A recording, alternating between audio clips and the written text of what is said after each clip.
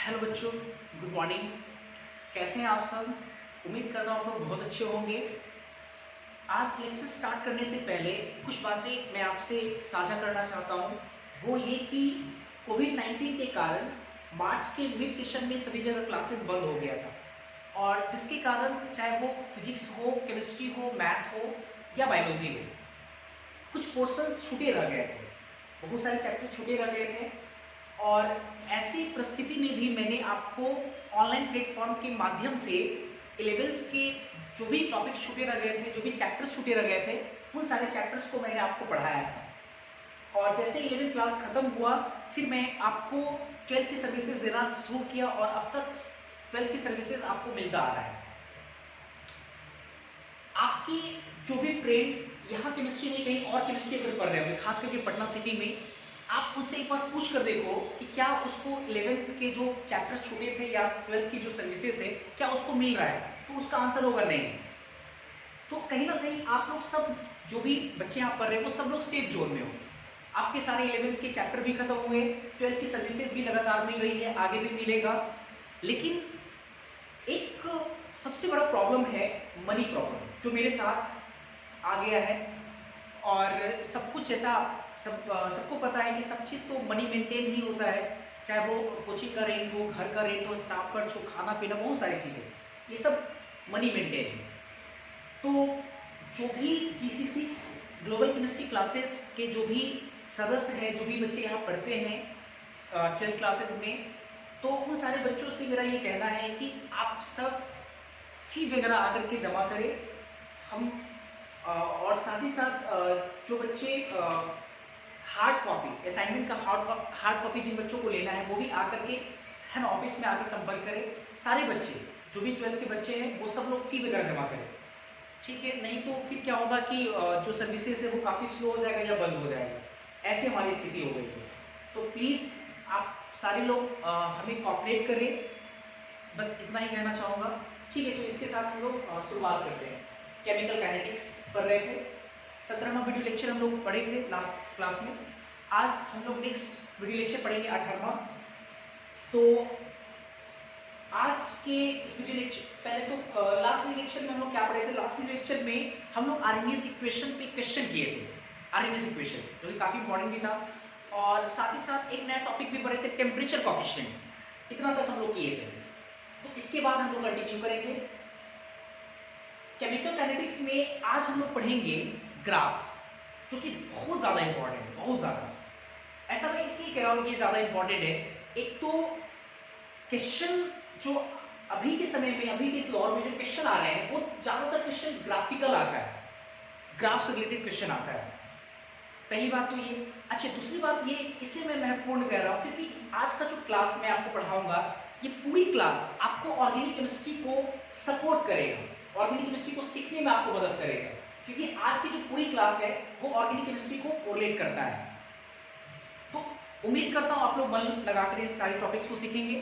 ठीक, पहले तो एक दो लाइन आपके सामने बोलता हूँ, आपके सामने रखता हूँ और आपको उसका जवाब भी देना है। जैसे अगर मैं आपसे पूछूं कि एक रिएक्शन है, उस रिएक्शन का एक्टिवेशन एनर्जी काफी लो है, बहुत कम है, और एक दूसरा रिएक्शन है जिसका एक्टिवेशन एनर्जी बहुत ज्यादा है, तो मेरा आपसे सवाल ये है कि कौन सा रिएक्शन फास्ट होगा और कौन सा रिएक्शन स्लो होगा।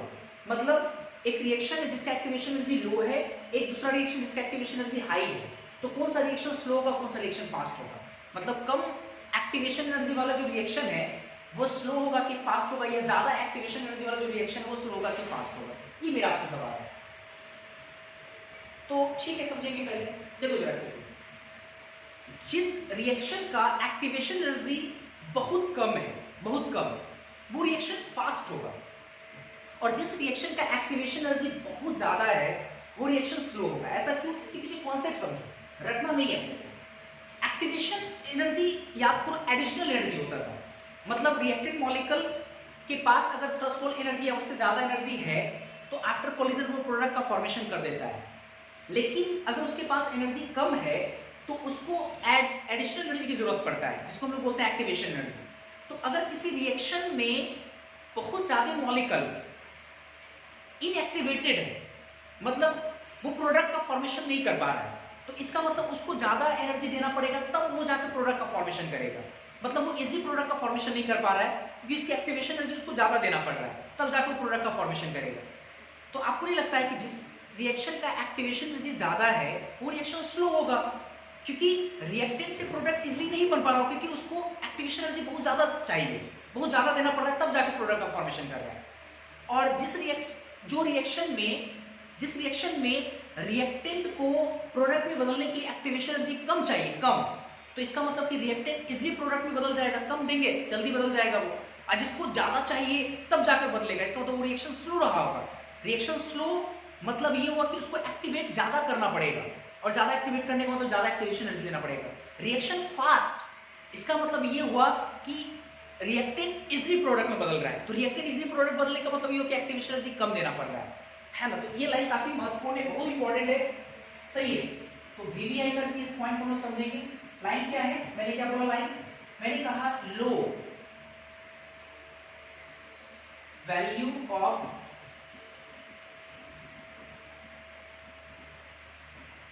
एक्टिवेशन एनर्जी, शॉर्टली ये बोलते हैं ना, ये इंडिकेट्स लो वैल्यू है। तो fast reaction,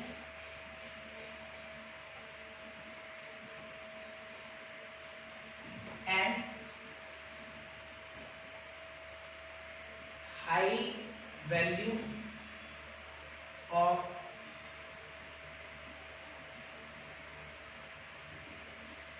activation energy indicates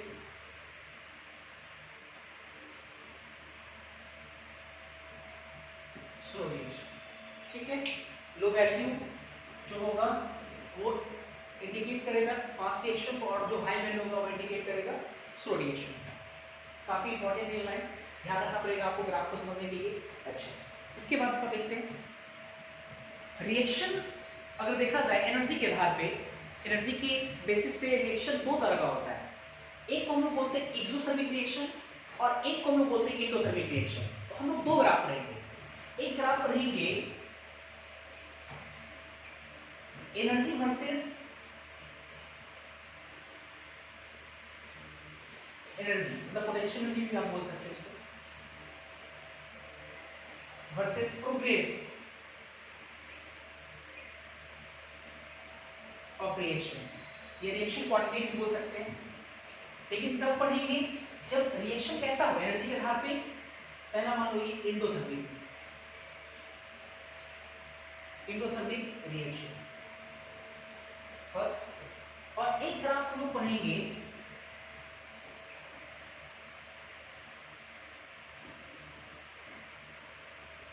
energy या potential energy versus progress of reaction. लेकिन तब जब रिएक्शन कैसा हो, एक्सोथर्मिक रिएक्शन, एक्सोथर्मिक रिएक्शन। अच्छा, इंडोथर्मिक और एक्सोथर्मिक रिएक्शन में बेसिक अंतर क्या है? आप पढ़े होंगे कि अगर किसी रिएक्शन में एनर्जी एब्जॉर्ब होता है, एनर्जी खर्च करना पड़ता है, तो उसको बोलते हैं इंडोथर्मिक रिएक्शन। और अगर किसी रिएक्शन में एनर्जी रिलीज करता है रिएक्शन होने के बाद, तो उसको हम लोग बोलते हैं एक्सोथर्मिक रिएक्शन। और दोनों में बेसिक एक डिफरेंस ये है कि इंडोथर्मिक रिएक्शन का एंथैल्पी चेंज पॉजिटिव होता है, डेल्टा एच पॉजिटिव होता है, साइन पॉजिटिव होता है एनर्जी का साइन, और जो एक्सोथर्मिक रिएक्शन होता है उसका साइन नेगेटिव होता है।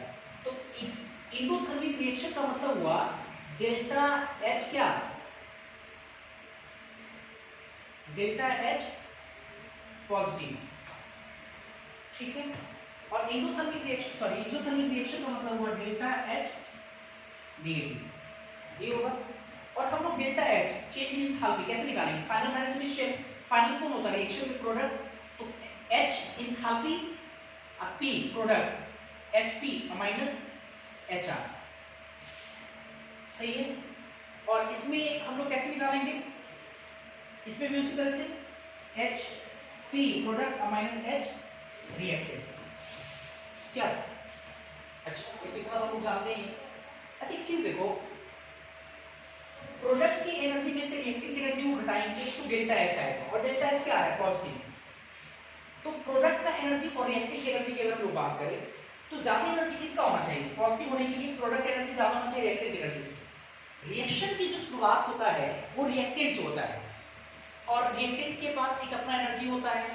तो मान लो कि रिएक्टेंट का जो एनर्जी है, एनर्जी ये लाइन एनर्जी का, तो मान लो रिएक्टेंट का एनर्जी ये इस पॉइंट एनर्जी, मतलब ये पॉइंट आपका एनर्जी, किसका एनर्जी है, ये रिएक्टेंट का आर है, ठीक। और जैसे जैसे रिएक्शन आगे बढ़ेगा, रिएक्शन बढ़ेगा तो एनर्जी में बहुत सारे वेरिएशन को बाद में देखेंगे, लेकिन इतना हमको समझना है कि रिएक्टेंट और प्रोडक्ट में, रिएक्टेंट प्रोडक्ट का एनर्जी लाई कहाँ करेगा, ऊपर नीचे, किसी का ऊपर किसी का नीचे, ऐसा होगा कुछ। तो जैसे जैसे रिएक्शन प्रोसीड करेगा, आगे बढ़ेगा, तो एक समय जाकर के ऐसा होगा कि प्रोडक्ट का फॉर्मेशन होगा। तो रिएक्शन आगे प्रोसीड किया, प्रोडक्ट का फॉर्मेशन हुआ। तो ये तो रिएक्टेंट का एनर्जी है इस पॉइंट पे, तो प्रोडक्ट का एनर्जी ऊपर होना चाहिए कि नीचे होना चाहिए, इससे नीचे होना चाहिए, इससे ऊपर होना चाहिए।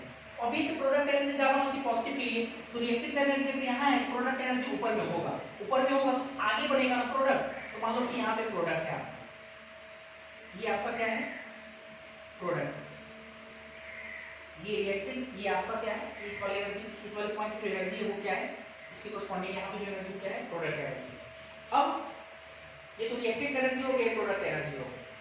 अब सवाल ये है कि सर रिएक्शन जैसे जैसे प्रोग्रेस करेगा, आगे बढ़ेगा, तो रिएक्टेंट की एनर्जी और प्रोडक्ट की एनर्जी में कैसे वेरिएशन होगा, किस प्रकार से बदलेगा। ऐसा समझो, रिएक्टेंट प्रोडक्ट कैसे बनाता है, कॉलिजन थ्योरी के अकॉर्डिंग आप पढ़े होंगे कि रिएक्टेंट मॉलिक्यूल आपस में कोलाइड करता है और प्रोडक्ट का फॉर्मेशन करता है, लेकिन प्रोडक्ट का फॉर्मेशन कब होगा, इफेक्टिव कॉलिजन के कारण।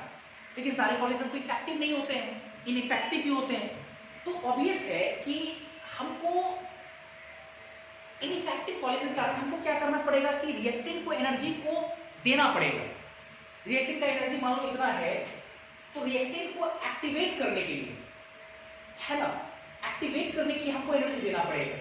तो रिएक्टेंट क्या करेगा, एनर्जी को लेकर के आगे बढ़ेगा। अब लेकर आगे बढ़ा, आगे बढ़ा, आगे बढ़ा, आगे बढ़ा, एक समय ऐसा आया कि जहां पे रिएक्टेंट के पास इतना एनर्जी मिल गया इस पॉइंट पे, जिसके बाद वो प्रोडक्ट का फॉर्मेशन कर दे। अर्थात ये क्या है, यहाँ ये जो एनर्जी वो क्या होगा, आपका थ्रेशोल्ड एनर्जी होगा, तभी तो जाके प्रोडक्ट का फॉर्मेशन करेगा। ये क्या है आपका, ये वाला एनर्जी जो यहाँ से यहाँ तक होगा, ये होगा ETH।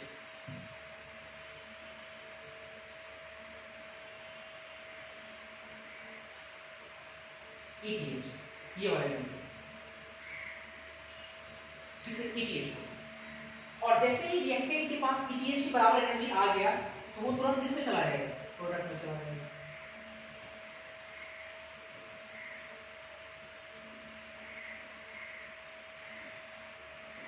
ये प्रोडक्ट में चला जाएगा। इस तरह से क्या होगा, रिएक्टेंट प्रोडक्ट में फॉर्म हो जाएगा। अच्छा कुछ ऐसा समझो, केमिस्ट्री से हट कर थोड़ा समझते हैं, ज्यादा समझ में आएगा अपने को, ठीक है।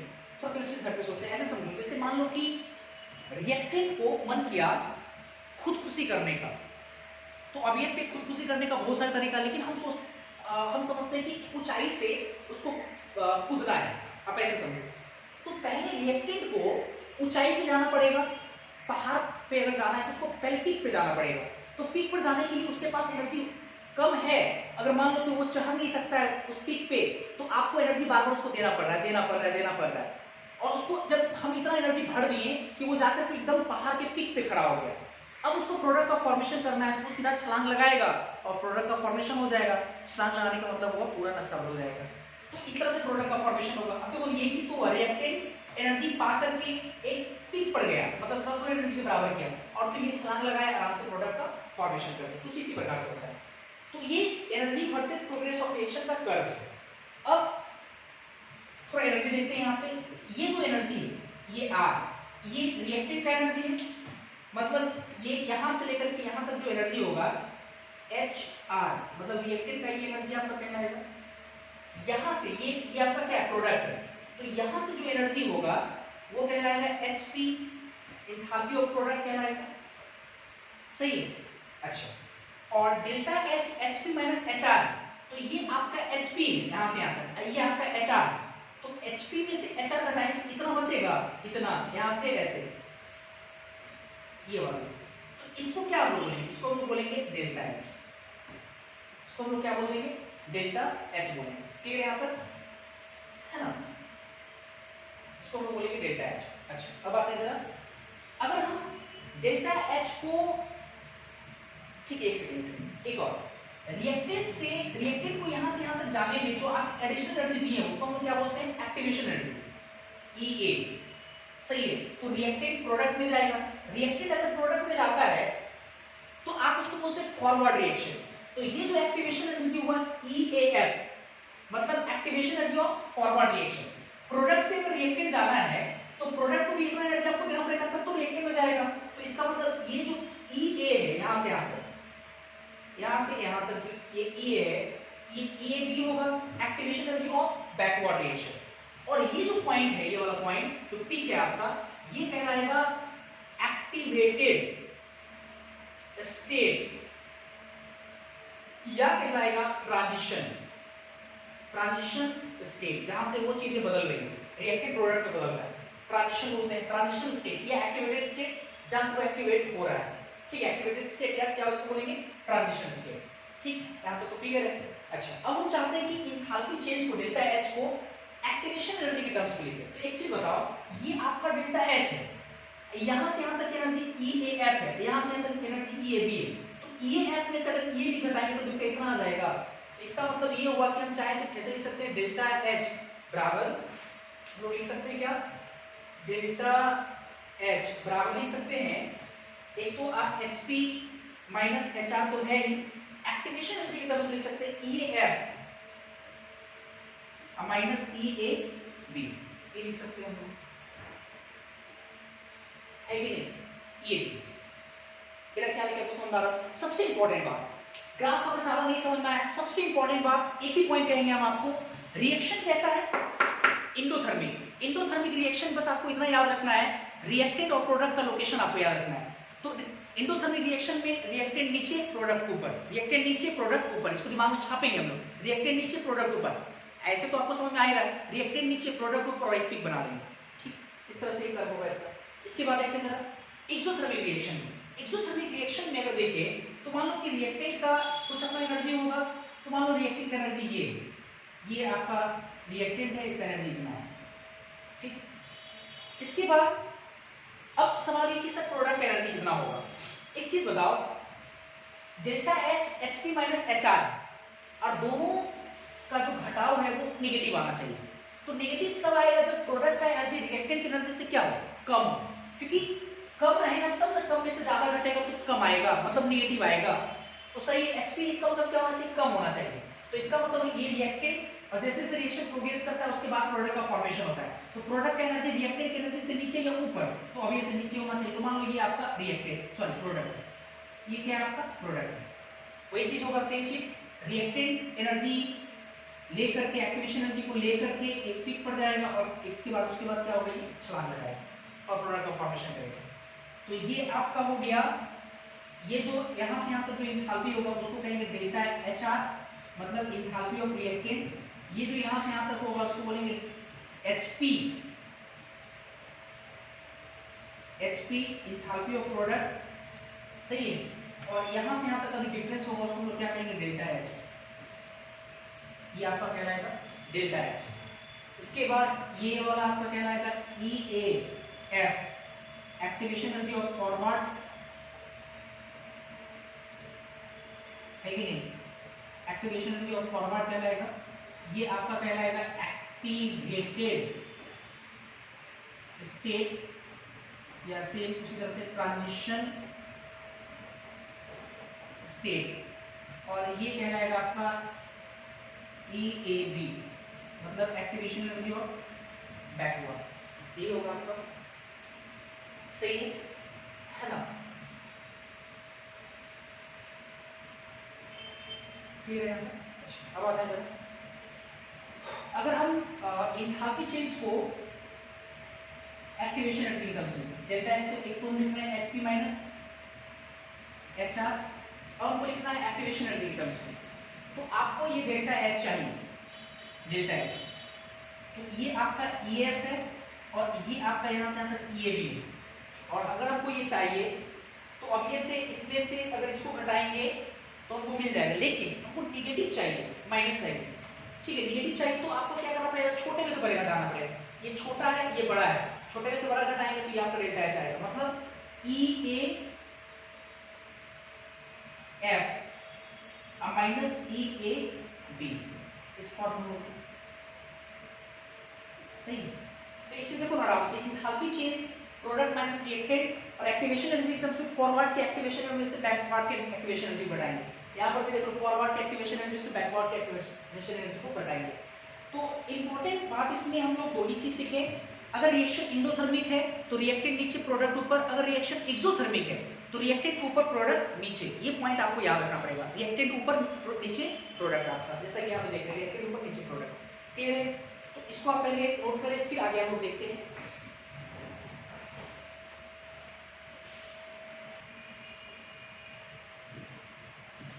इसके बाद क्योंकि मैंने आपको पहले कहा था कि आज की क्लास में लोग ग्राफ सीखेंगे, तो ग्राफ के सवाल को कैसे अप्रोच करते हैं, कैसे बनाते हैं, इसके लिए हम क्या करते हैं कि एक अपने मन से जनरल कॉम्प्लेक्स रिएक्शन लेके आते हैं, और ये से कॉम्प्लेक्स रिएक्शन एक से ज्यादा स्टेप में प्रोसीड करता है, और उस रिएक्शन का हम लोग ग्राफ ड्रॉ करते हैं। तो अप्रोच करने के बाद अगर आपको तरीका सिखा दिया तो आप किसी भी रिएक्शन के ग्राफ को आप बना सकते हैं या ड्रॉ कर सकते हैं, ठीक है। तो हम क्या करते हैं, एक अपने मन से कॉम्प्लेक्स रिएक्शन लेके आते हैं, ग्राफ को सीखने के लिए लिखते हैं कंसीडर ए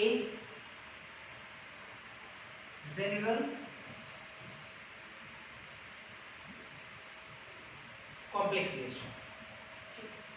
मान लो कि कॉम्प्लेक्स रिएक्शन हमारा है ए प्लस बी, ए बी आपस में रिएक्ट करके और ई प्लस एफ का फॉर्मेशन करना, मान लो ई प्लस एफ का फॉर्मेशन करना, एक कॉम्प्लेक्स रिएक्शन। और ये कॉम्प्लेक्स रिएक्शन मल्टी स्टेप में होता है। तो मान लो कि पहले स्टेप में, समझने के लिए बढ़िया समझना सब लोग, स्टेप फर्स्ट में क्या हो रहा है कि ए और बी आपस में रिएक्ट करके मान लो सी का फॉर्मेशन कर रहा है, स्टेप फर्स्ट में।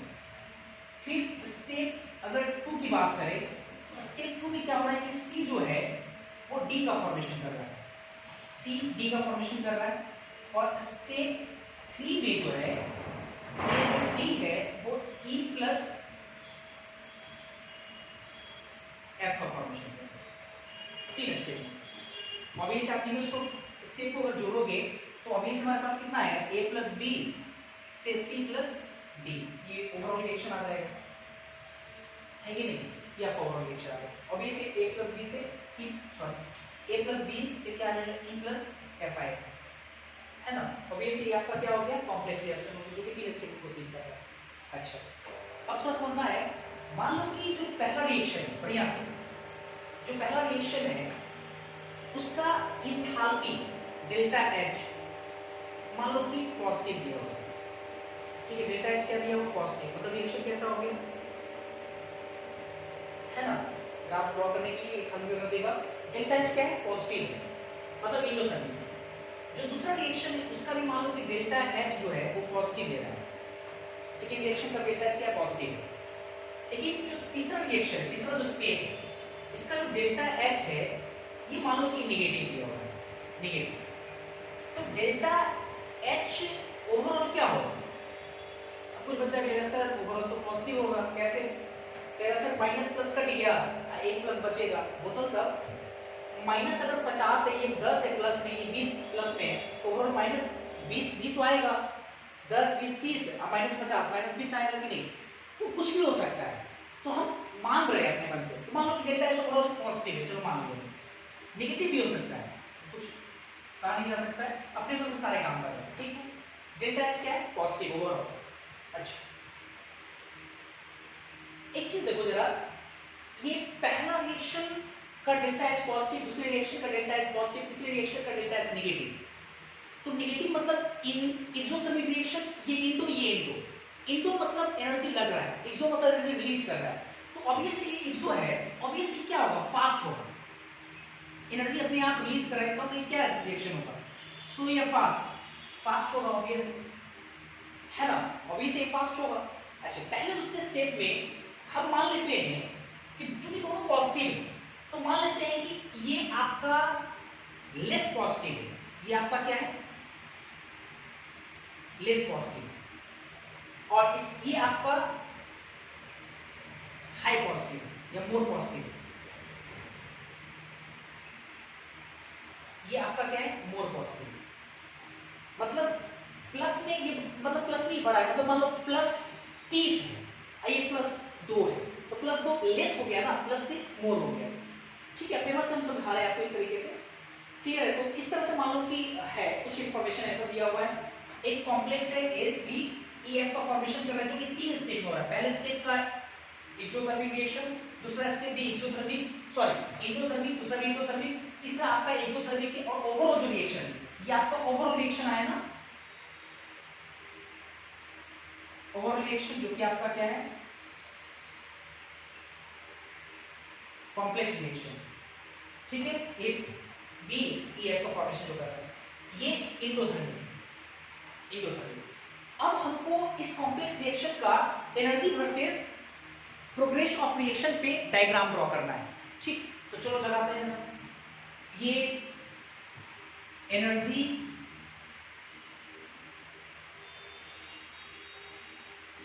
वर्सेस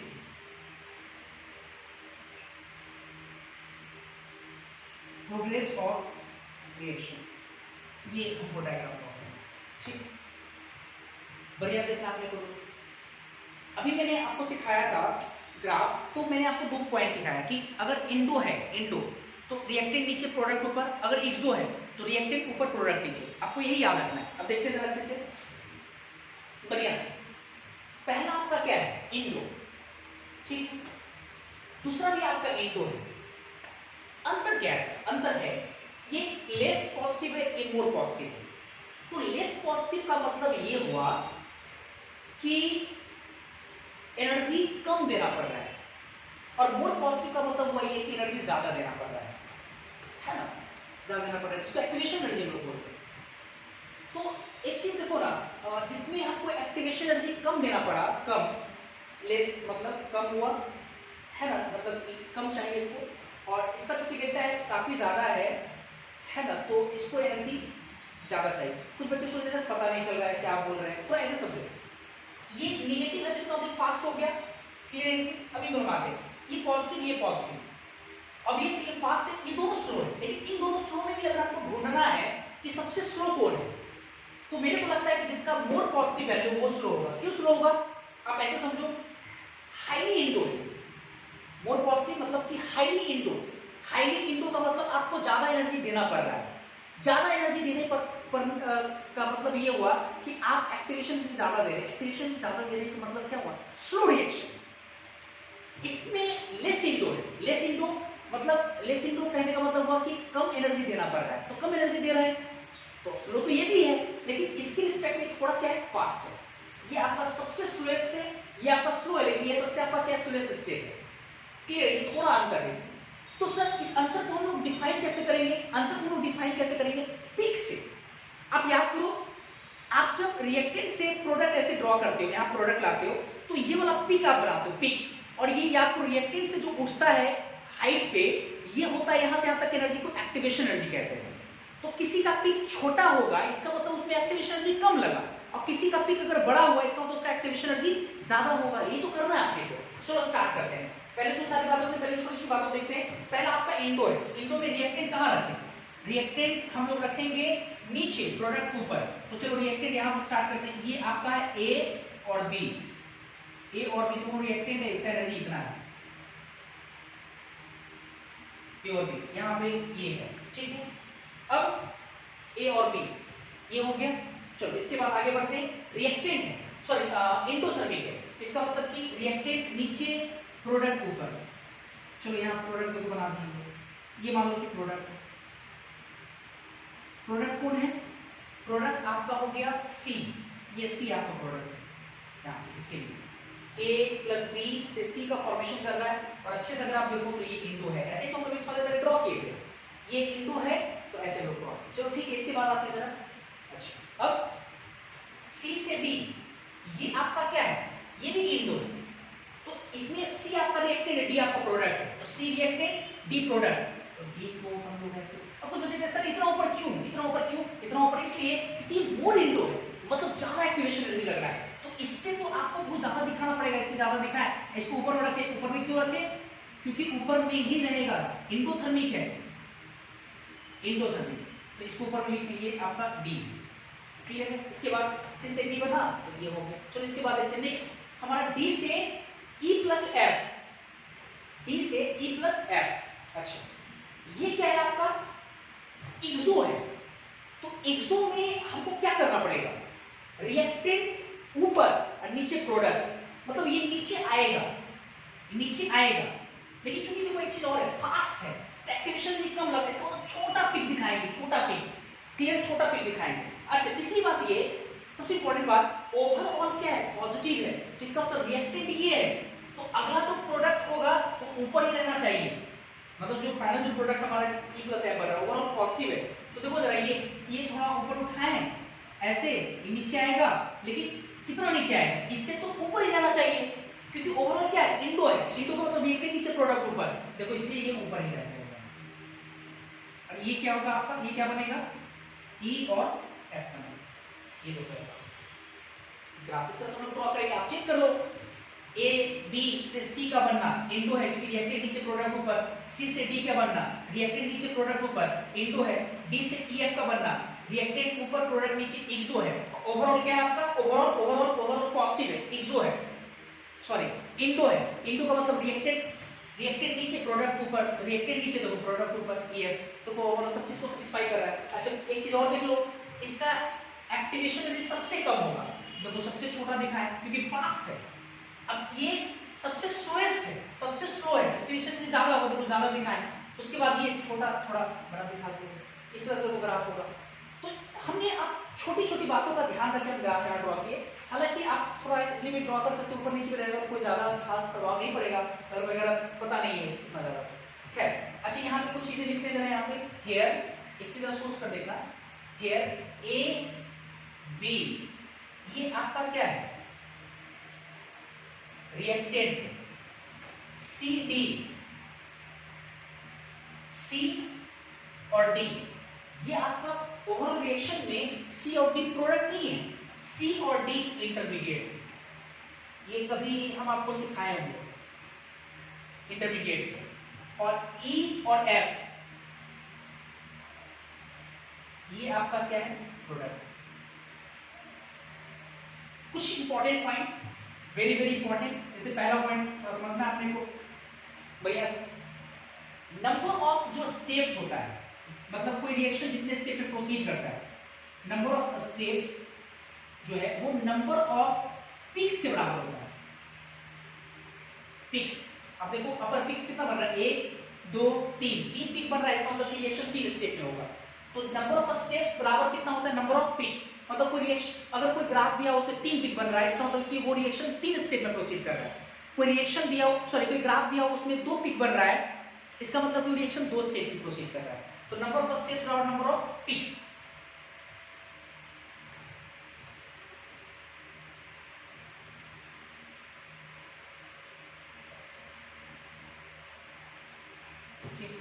उसके बाद सेकेंड,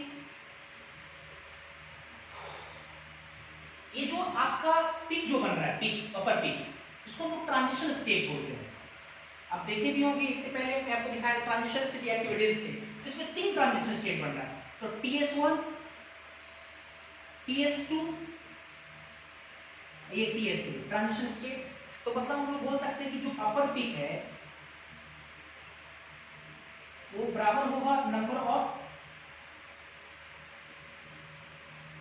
ट्रांजिशन स्टेट की।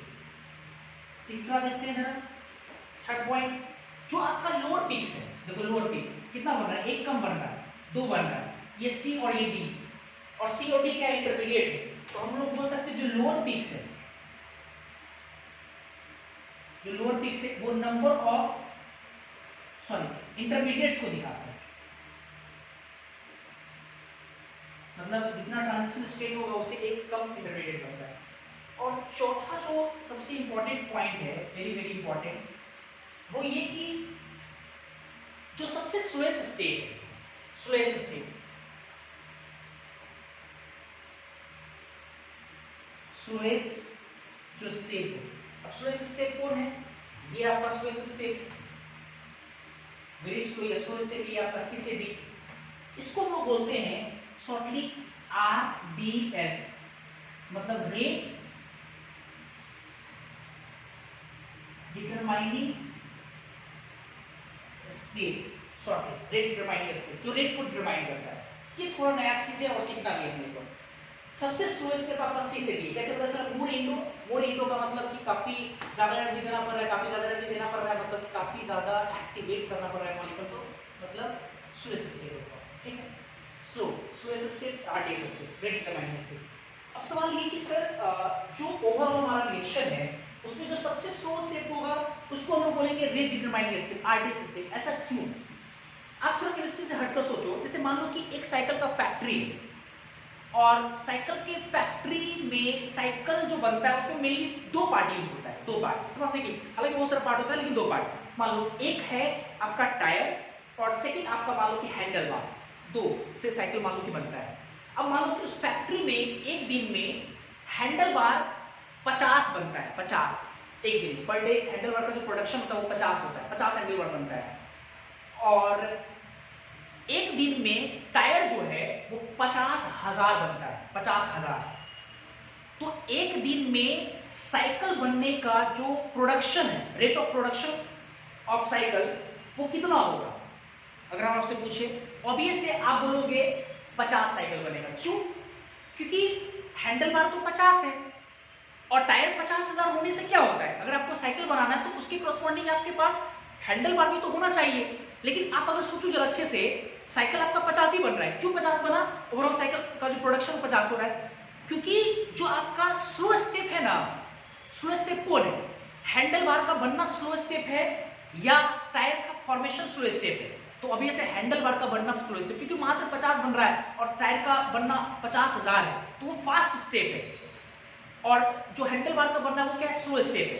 तो जो साइकिल का प्रोडक्शन है, साइकिल फैक्ट्री में जो साइकिल का जो प्रोडक्शन वो किस पर डिपेंड किया?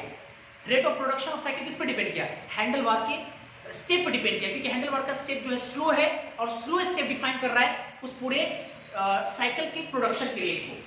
क्लियर है? उसी प्रकार से ओवरऑल रिएक्शन का जो रेट है वो कौन डिफाइन करेगा? जो सबसे स्लो स्टेप होगा, सी से डी आपको डिफाइन करेगा। इसलिए हम लोग बोलते हैं स्लो स्टेप को RDS स्टेप। तो इस तरीके से हम लोग क्वेश्चन को अप्रोच करेंगे। आपके असाइनमेंट में ढेर सारा क्वेश्चन है। इस असाइनमेंट में आपके एनओएसटी किताब में बहुत सारे क्वेश्चन है, आप उस क्वेश्चन को बनाए। हालांकि मैं एक दो क्वेश्चन यहाँ पे सॉल्व कर देता हूँ, आप पहले इसको नोट करें।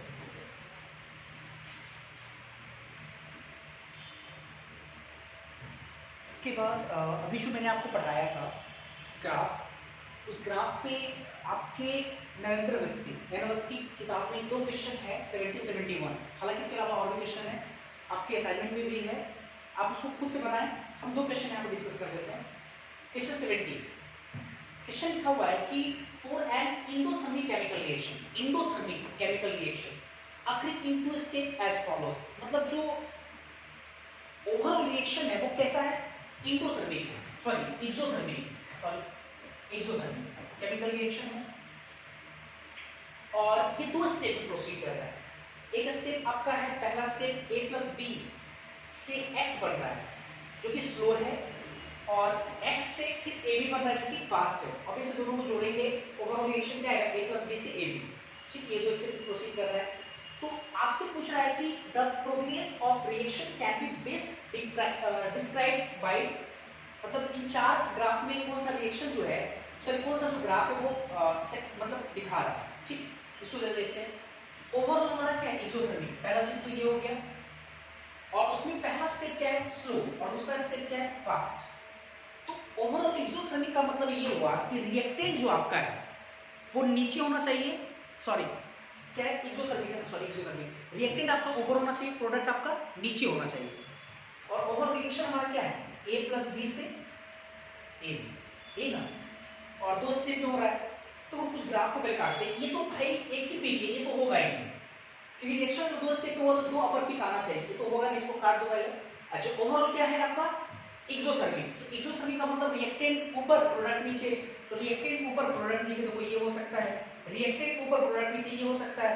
रिएक्टेंट नीचे प्रोडक्ट ऊपर, ये भी नहीं हो सकता है। दो तो ऐसे ही ग्राफ कट गया हमारा ओवरऑल। अब देखते हैं जरा, तो भाई साहब अब क्या करना है कि ये दोनों एक्सोथर्मिक दिखा रहा है ओवरऑल, रिएक्टेंट ऊपर नीचे प्रोडक्ट, रिएक्टेंट ऊपर नीचे प्रोडक्ट, ये दोनों दिखा है। तो पहला तो कॉमन है दोनों के लिए। अच्छा दूसरी बात ये, अब इससे देखिए जरा ऐसे करते हैं, a प्लस b से x, मतलब जो पहला स्टेप वो स्लो है और दूसरा स्टेप फास्ट है। जो स्लो है उसका पिक ज्यादा ऊपर रहेगा क्या, और जो फास्ट है उसका पिक नीचे रहेगा। ऑब्वियसली स्लो उसका एक्टिवेशन ज्यादा होगा। तो मेरे को लगता है कि इसका पिक देखो पहला स्टेप का छोटा है, दूसरा स्टेप का बड़ा है, इसमें देखो पहला स्टेप का बड़ा है, तो मतलब मेरे को लगता है कि सी आंसर है, सी होगा। इसका पिक बड़ा है, इसका पिक छोटा है, ये होगा सी आंसर इसका। नेक्स्ट क्वेश्चन 71 देखते हैं। हालांकि आपके जे एडवांस में भी क्वेश्चन आया, अगर आप देखेंगे असाइनमेंट में क्वेश्चन है एक्सरसाइज 3 में, आप उसको एक बार खुद से प्रयास करें, नहीं बनेगा फिर हम अगली क्लास में कराएंगे। 71 लिखा हुआ select the correct diagram for an endothermic reaction. अब देखो इंडोथर्मिक रिएक्शन कहां है, इंडो पहले रिएक्शन बोल दिया इंडोथर्मिक है, that proceed through two step, दो स्टेप में जो प्रोसीड कर रहा है। ऑब्वियसली अपर पिक दो होना चाहिए, दो अपर पिक, दो अपर पिक, दो अपर पिक, दो अपर पिक, मतलब कोई काटने लायक नहीं है उस इंफॉर्मेशन से। With the second step is rate determined. अच्छा सेकंड स्टेप क्या है, रेट डिटरमाइंड, मतलब सेकंड जो है स्टेप जो है वो आरडीएस है, मतलब स्लो है रेट डिटरमाइंड है सेकंड स्टेप, आरडीएस स्लो है। अब देखते हैं जरा इंडोथर्मिक, पहला पॉइंट से देखते काटते पहले। इंडोथर्मिक का मतलब ये ओवरऑल इंडोथर्मिक है, मतलब रिएक्टेंट नीचे प्रोडक्ट ऊपर, रिएक्टेंट नीचे प्रोडक्ट ऊपर, रिएक्टेंट नीचे प्रोडक्ट ऊपर, पहला ही तो कट जाएगा, रिएक्टेंट ऊपर है प्रोडक्ट नीचे है, ये तो होगा नहीं, रिएक्टेंट नीचे प्रोडक्ट ऊपर होना चाहिए, रिएक्टेंट नीचे प्रोडक्ट ऊपर, तो ये भी कट गया, रिएक्टेंट नीचे तो पहले से ही कर दे, रिएक्टेंट नीचे प्रोडक्ट ऊपर, पता ही नहीं चला रिएक्टेंट नीचे प्रोडक्ट ऊपर, ऐसे इसमें हालांकि रहने दो, थोड़ा सा कंफ्यूजन है इसमें, रिएक्टेंट नीचे प्रोडक्ट ऊपर, इसको थोड़ा लेते हैं पैरेलल है, इसमें देखते हैं रिएक्टेंट नीचे प्रोडक्ट ऊपर, ये दोनों तो चलो ठीक है, ये दोनों काम कर रहा है उस तरीके से। अब क्या है, चूंकि सेकंड स्टेप आपका रेट डिटरमाइनिंग स्लो है, तो सेकंड वाले का पिक ज्यादा होना चाहिए फर्स्ट वाले से, तो ए भाई ये पहला पिक ठीक है और दूसरा पिक दोनों लगभग बराबर है, ऐसे तो दूसरा वाला पिक सबसे ऊपर है, मतलब ये आरडीएस होगा, ये सबसे स्लो होगा, मतलब इसका आंसर डी होगा, ये नहीं होगा। इस तरीके से हम सॉल्व करेंगे। क्लियर है, इस तरह का क्वेश्चन आपके जेईई से एडवांस में आता है, बहुत इंपॉर्टेंट है, बहुत सारे लोग पढ़ाते हैं, कंफ्यूजन बहुत ज्यादा रहता है, तो मेरे को नहीं लगता कि जो मैंने आपको पढ़ाया उसमें कंफ्यूजन रहे, आपको बहुत अच्छे समझ में आएगा। तो प्लीज आप लोग घर पे जाकर के इसको प्रैक्टिस करें, इस पे क्वेश्चन बनाए दो चार, क्योंकि ऑर्गेनिक केमिस्ट्री में आपको हेल्प करेगा। आज के लिए इतना ही, थैंक यू।